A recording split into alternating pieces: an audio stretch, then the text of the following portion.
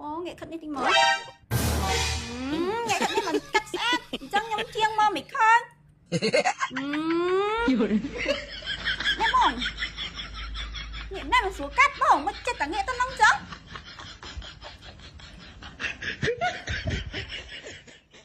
ហើយបងមើលស្អាតនៅបងមកកញ្ចក់នេះបងកញ្ចក់ណាមើលស្អាតណាស់នេះបង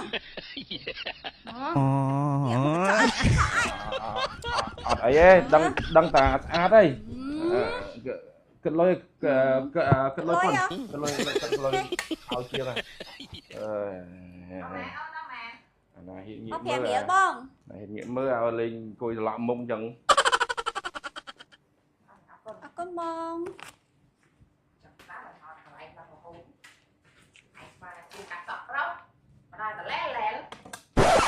មួយឆ្ងល់ឯងនេះមកទិញឈុតស្អីឯងបងលាកដូចស្ទាវយុវវ័យសម្រាប់បងចេះលាកនេះស្ទាវយុវវ័យមិនបាញ់ឃើញស្អាតអត់ស្អាតទៅសង្ហាតែមានស្អីមើលមើលបបិលមកជុំមើល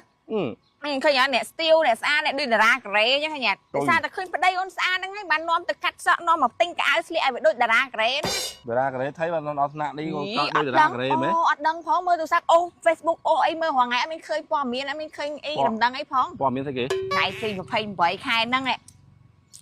ខាង Gainsbourg គេអញ្ជើញតារាការ៉េល្បីណាសិតប្រុសស្អាតក្មេងៗក្នុងស្ទាវហ្មងអូនចង់ទៅកម្មវិធីនោះជូនឲ្យម៉ែជូនអូនទៅទិញសវត្តហ្នឹងហើយម៉ែអត់ដឹងទេកាលមុនណមិនយើងទៅមើលកម្មគុំត្រី Gainsbourg ទៅមិនមានទេយ៉ាងមិនមាន Ren ហើយមាន 2NE1 មកល្បីនឹងក៏ក្រៅអត់មានដឹងទៀតហើយឥឡូវនេះតារាល្បីការ៉េគេមកទាំង4-5នាក់គេហ្នឹងក្នុងក្មេងនឹងខ្ចីលវហើយជូតស្អាតណាស់ប្រពន្ធចង់ឲ្យស្អាតប្តីស្អាតដូចតារាការ៉េដែរចាំមកនាំទៅកាត់សក់ទិញកៅអៅទិញអីមកហ្នឹងតែកាត់សក់មិនជាងស្រីលោតណាជាងស្រីលោតអូនស្មានតែកន្លែងកាត់សក់ហ្នឹងជាងសិតតែជាងប្រុសវាមិនដាណាមានជាងកាត់សក់ប្រុសជាងស្រីអញ្ចឹងហើយនឹងទៅលុកហើយមើលភ្នែកបងរហូតណាត្រូវស្អីមើលអូមិនមើលមិនតែបងឯងភ្លេចខ្លួនអាផ្លែម៉ែងងួចមើលដងគេទៅធ្វើម៉េចអញ្ចឹងហ៎តែឥឡូវជូនអូនទៅផ្ទះអូនសុំតែដូរកៅអៅមួយផ្លែហើយទៅលេងកម្មវិធីគេទៅទិញសបត់ទៅដូរកៅអៅឲ្យយើងស្ទាវទៀតហ្នឹងហើយទៅទិញសបត់ខ្លាចអស់សបត់ដែរទៅអីប្តីជូនទៅអត់បញ្ហា